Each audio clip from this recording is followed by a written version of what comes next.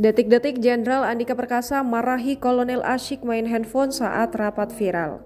Beredar video detik-detik Panglima TNI Jenderal Andika Perkasa dibuat marah gara-gara tingkah laku anak buahnya. Peristiwa itu terjadi ketika Jenderal Andika Perkasa mengadakan rapat virtual bersama jajarannya.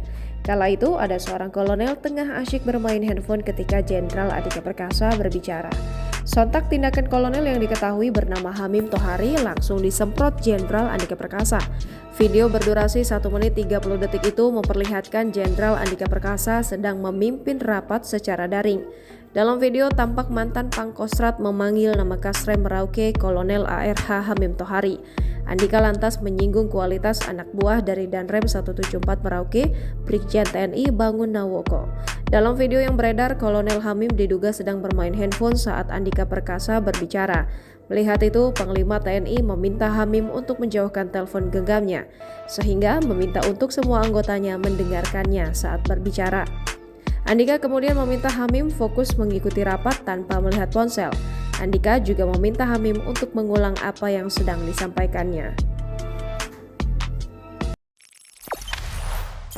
Jangan lupa subscribe, share, komen, dan like ya!